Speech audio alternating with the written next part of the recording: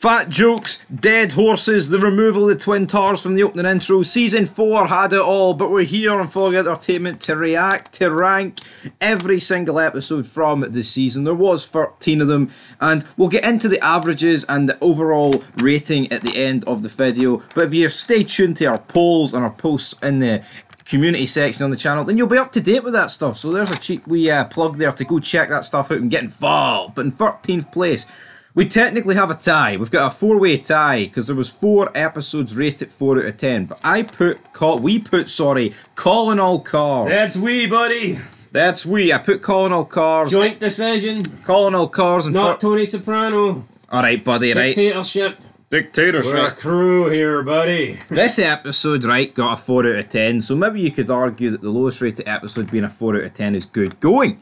For a TV show, I would argue probably not, but this episode consisted pretty much of Tony having dream sequences where he imagined Ralph, he imagined Carmela, he was driving, he went down to Miami. Essentially, this episode was straight after Chris going into rehab and Tony was trying to broker a peace with New York. There wasn't really an awful lot more going on in this episode. It didn't do anything for me. It literally ends with Tony walking out in Miami on the balcony, and it didn't do anything for me. As we move in to episode 5 of this season, which is called Pie Oh My. We've got the FBI continuing to press Adriana, and I mean, Pie Oh My is the pudding. The proof is in the pudding here. That's what this episode centred around. The horse didn't quite die in this horse. We're introduced to it. Ralphie doesn't want to pay the vet. Tony is then woke up. He has to go pay the vet. He then goes to the stables and he starts stroking the horse. And did it stroke you? Did it get any? Was it pish or was it alright or what? No, I didn't really get this. Like, I mean, Tony, he's more compassionate towards animals sometimes than he ducks, is his horses. I feel like we got stroked his family watching this episode. It wasn't very good. The horse arc with Ralph, I mean, it pretty much lasts like 5 episodes. Episode 8 is called Mergers and Acquisitions. So Furio goes to Naples here for his father's funeral. Again, Furio. He returns home and he's been like crying because he realises how shit America is compared to Italy. And Tony's like, what the fuck are you crying about? He's like, my father. He's like, get over it. It was a week ago. And you know what? I think Tony's got half a point with that. Especially the fact it was fucking a week ago. You're a made guy in a mob, and he's sitting greeting about his dad like a week later. And if Furio's considered to be like one of the toughest guys in his crew, wasn't exactly ideal, buddy. But yeah, there's a lot of infesting going on in this episode, hence the title, Mergers and Acquisitions. Also coming in with a 4 out of 10. Coming in with another 4 out of 10, the final of them, was episode 7, Watching Too Much Television. The main point of this episode was Paulie being released from jail. You had Assemblyman Ron Selman working with Tony here. They were purchasing several houses, and of course, if you remember at the end of the episode, Tony got jealous that he was with Irena and he battered them. Again, I mean, Tony, I know he likes to think that he can have every single woman he wants, but in the state of New York, I mean, that might be true, but not at the same time. It's not like if just because he has someone, he claims them forever. Well, that seems to be Tony's. That works, Tony, if you've got a wife. Or wait, you do have a wife. Yeah, damn it. So, yeah, maybe you should stick close to that one, buddy. But coming in 9th place, the only 5 out of 10 episode, we have got No Show. Essentially, we've got Ralph telling the joke here. This starts the beef between Jersey and New York. You've also got the no-show jobs down at the construction site, fibre optic cables and all that. Did that do anything for you? No, not really, to be honest. Not really. Didn't do it. 8th place, we've got episode 1, For All Debts, Public and Private. 5.5 out of 10 we gave this. Not much happening, just Carmela complaining about the finance situation. Tony rounds up all his guys, what's the problem with the money? This is one of the highest rated Soprano episodes, whopping in a 13.43 US million viewers in there. A decent rating, but the Sopranos only went downhill for here in the ratings department. Not the sign of a good show. Good shows rise towards the end, and I rise up. For me, I don't think we'll ever see a perfect or better example than Breaking Bad in terms of how the rate. Now, yes, admittedly, like the Breaking Bad ratings weren't exactly great at the beginning, but Breaking Bad didn't really have like The Walking Dead, for example, Game of Thrones. these things had like novels beforehand. You know, there was like a backstory in it. They already had a fan base. I mean, I'm not sure about The Sopranos, but you could definitely argue that there's already been multiple movies before The Sopranos that have kind of been in the same sort, not even necessarily in the same universe, but you know, the same sort of thing. Like, I think that would have had, like, this would have had a mobster audience, like people that like Scarface or Godfather, you know, they'd have probably been, oh, I want to see Sopranos. Whereas Breaking Bad, when it started, it was almost like it just didn't, no, it was just starting fresh. No, you're right. I get that. Breaking Bad had nothing to go off, no source material. It was his own thing. I heard Aaron Paul in an interview the other day say like no network was willing to pick it up, and AMC only gave it an opportunity with the pilot. I've never seen anything really similar to Breaking Bad. No. Before it, anyway. I think it's like the first day its time. So therefore, that's why it's probably, I would argue, a bit disadvantaged on the ratings. But anyway, let's move on.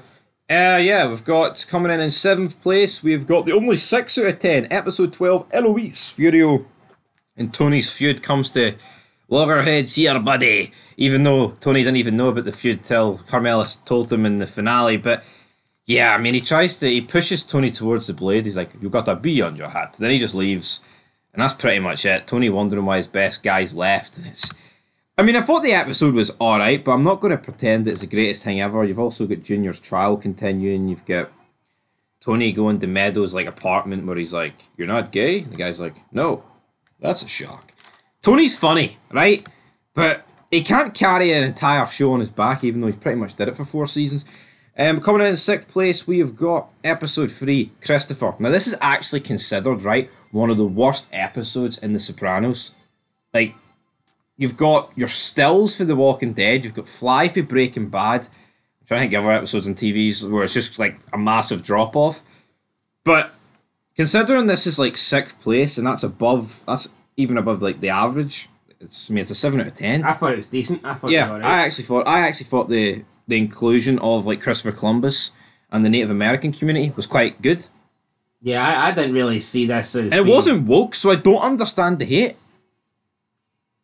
Yeah, I'm not sure why. Did Italian Americans take fick to this episode, even though I don't think they were portrayed particularly bad? I thought the banter in it was great. I thought Artie diving into the back of the taxi when everyone started getting attacked was brilliant. I thought the argument at the end between Silvio and Tony in the car was brilliant. Chris saying he was gay, Gary Cooper. I love a good episode. I thought, here, if you looked at The Sopranos and went, here, if that's the worst episode, this show must be fucking GOAT level. But, yeah, you've been lied to. Episode 4, The Wait. 7 out of 10 again, coming in at 5th place, of course, highlighting the fact that it's based off the Wait joke about Jenny Sack. So this is where Johnny Sack is taking things into his own hand. He wants Ralph's head on a platter. So by God, that ain't good, damn it. And Furio and Carmela are looking at each other a wee bit more intensely in this episode. Got a 10.67 in the ratings. Right, up next, we've got the season finale coming in at 7 out of 10. Of course, this is called Whitecaps. Tony tries to buy a house for Carmela, but it goes tits up because she finds out about his relationship with someone with one leg. I actually thought, I mean, if you take out Carmela... Not even a full person that brings down Tony's that's not true. Even relationship, is marriage. Yeah, I mean, if you take out the Carmela and Tony scenes here, this episode is pretty bad. I mean, it's pretty much just Tony and Johnny Sack. Are you going to kill the old guy? Or you? Then Tony backs out at the last second. So, again, a good season finale, but it just ends with that guy, the lawyer, closing his fucking back doors with the boat blasting music. Is that a season-ending moment for you? Not for me, no, definitely not. Definitely not. I don't grasp. Like, I think David Chase just... Sopranos is different in that way. That's why I don't think it feels like a TV show, because like TV shows actually know how to fucking end episodes. I would actually. I think you could make a case Sopranos feels a bit more like a sitcom. Yeah. In a way, I don't know. I'm not saying completely, but I can definitely see if someone says that it feels like a half a series and half a sitcom. When does the Sopranos though? Right? Because like sitcoms don't tend to have like overlapping stories that continue from episode to episode. Sopranos doesn't really have many of them. Sopranos doesn't really feel like there is a particular storyline for the season. They kind of just, like, you maybe get like a wee batch of episodes that are focused on something. Then you'll get a couple of episodes that are focused on nothing. Yeah, but when does The Sopranos, right? When does it end an episode and immediately pick up on the same story at the beginning of the next one? Never, but I think the best TV series do that. That's the reason why I could never really get into Supernatural. I know a lot of people loved it and stuff like that, but the main story was interesting, but they never picked up on it. It was just like new story after new story, new location, new assignment, new this, new that, new characters.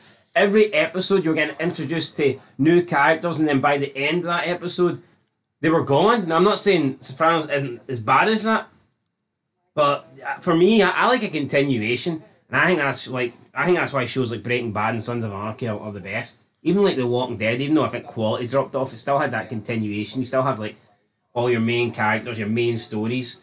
Got a bit messy when they had different communities, and you'd maybe go 3 or 4 episodes without seeing a certain one. But yeah, for me, I think that's something that's let Sopranos down. As good as it can be, like for me, there's just no consistency with The Sopranos. Like one episode you'll get and you're like, that's good. Next episode you'll get and you go, fuck, that was a waste of time. Yeah, I mean, spoiler alert, but the top 2 episodes on this list is the episode where Ralph dies, and then the aftermath where like they're like, what happened to Ralph, and then Chris goes to rehab, and it's like that. They're like the only 2 episodes that are a true continuation here. Yeah, I would say most good TV series would. I would say when you're rating the episodes, I mean, they should all roughly be in the same ballpark, in my opinion. Yeah. But with Sopranos, it does feel like they're spread out. Like when it feels like you've got a bunch down at like 4 out of 10, and you've got a bunch up at like 7 or 8 out of 10. It's just like when Furio leaves, so in episode 12, right? Then in the finale, Carmel's like, "Oh, I wanted to be with Furio." We have no idea how much time has passed between episode 12 and 13. I think with other TV shows, they make it perfectly obvious, like how much time has passed between episodes. See with Sopranos, like I'm not even kidding here. It could have been 6 months. You wouldn't know. Anyway, episode end of the podium spots. We've got Everybody Hurts, 7 out of 10. The reason I put this above the other 7 out of 10 episodes because this is Artie when he lends the Frenchie 500,000. What I like Artie, but what a dumbass. 50,000. Sorry, we lent 50 points. No, 50 points. What a dumbass though. Yeah. You knew this was going to end in disaster for poor Artie. Absolute disaster for Artie. No idea why he'd done it, but hey, you snail-eating fuck. You want to go one-on-one with Artie? He's hyping himself up in the mirror. He gets his earring pushed out, then he tries to drown himself. Yep, good old Artie. One of my favourite characters for sure. But, soul-destroying for him. I just wish he was higher up I wish he was like more focused on the show. You literally can't go about 6 episodes without seeing Artie. No, you can't. You almost forget he's there at some points. But again, he is just the chef at the restaurant. Can Tony and fight him in or something? No, he's not a man. Can he not come over and cook for Tony in his house? Okay, could, but who knows, right? Episode 10, up next in second place, 7.5 out of 10. This is called The Strong Silent Type. We've got Chris's intervention. We've got Chris sitting on Adriana's dog and killing it. Must have crawled under there for warmth. Do you think he'd done that on purpose? No, he was fucking drugged out his head. Oh, okay. God, he did it on purpose. He didn't even realise he was sitting on it. Fair enough. I just thought he didn't like the dog. No, here. I am sure he did not like the dog. Alright? I am sure he did not like the dog, but it doesn't change the fact that I don't think he was Is it not worth a poll or nothing? No, it's definitely. No, I don't think it is, but yeah. Chris. Literally, we'll put anything up for a poll, like, but. Normally we would. I think the Chris scene in the intervention was brilliant, where they're all ranting to him, and he gets his like 30 seconds, and he just fucking buries everyone. It's funny because they were all allowed to rant at him, but as soon as he started spilling some home truths, it was like, oh, Chris. You can't be doing that. You've also got Paulie saving the picture that Tony got for Pie Oh My, but he's pissed. I didn't like that. He kept looking up at the picture, and the picture's looking back at him. I know, of Tony, and it's like, what? Like, I don't know, were they trying to symbolise that... Napoleon. That maybe Tony doesn't trust Paulie anymore? Is that what they were going for? And Paulie is imagining that Tony's staring him out? I mean, it could be something like that, but here, comes in at second place, and I kind of spoiled it earlier, but number uno, we have got Whoever Did This, episode 9, the episode where Ralph dies, 8 out of 10. What I liked about this episode is, right, you've got a big character death, a good fight scene between them, but then, like, the last 25 minutes is Chris and Tony cleaning it up. I think it featured the best 3 characters this season. Yeah. And for me, therefore, it's the best episode. Chris trying to put the fucking glove on while drugged out is probably one of the best underrated scenes you'll ever see in your life. He's just fucking staring at the glove, and Tony's looking at him like, what are you doing? And again, it's like, they're cleaning up all the DNA, and then they're lying on the fucking couch, pissed and drugged out. I know. Eating fucking popcorn and Ralph's. Who knows what crumbs and fluids and shit they're leaving behind, and these guys are just sitting on the fucking. But make sure you burn the clothes. Aye, that's everything you need to That's a brilliant idea. Also, I mean, see if Walter White broke into someone's house and killed somebody. Do you think he'd be sitting on the couch getting drunk? No. You know what I mean? He'd be doing I that. think some TV shows like really underline how bad other TV shows are at like clearing up murders and shit. I think so. Like some shows don't go too much into the police aspect of things, like forensics. And that's fine. And I think Dexter, it just proves like how much like work goes into it, and then there's other TV shows where the cleanup job like see if Dexter walked into this house, he'd have figured out Tony and Chris did it within 2 seconds. The blood spray suggests this. Tony and Chris are fucking lying there, planked out. But yeah, it's interesting to see that. But yeah, that is it, guys. So the overall rating of 130 possible was 76. So I mean that's pretty low, and an average of a 5.85 out of 10. Not too bad though. I mean, we're in the decent category, and I think that's how I would describe Sopranos. I'd probably say this is one of the better seasons so far, but I mean, well, put it this way: if someone asked me overall so far, my thoughts of The Sopranos as a show, seeing the first 4 seasons, I would say 6 out of 10. And it's near enough 6 out of 10. You know, pretty close to 6 out of 10. So there we go. I think it's roughly on point. Roughly on point, guys. Who knows? We'll probably at the end of this we'll compare the ratings of all 6 seasons, and we will. Hopefully, have a look at it. Hopefully, Tony doesn't come for us for 2 points. No, we don't have 2 points. We've got 5.85 points, guys. But until then, peace.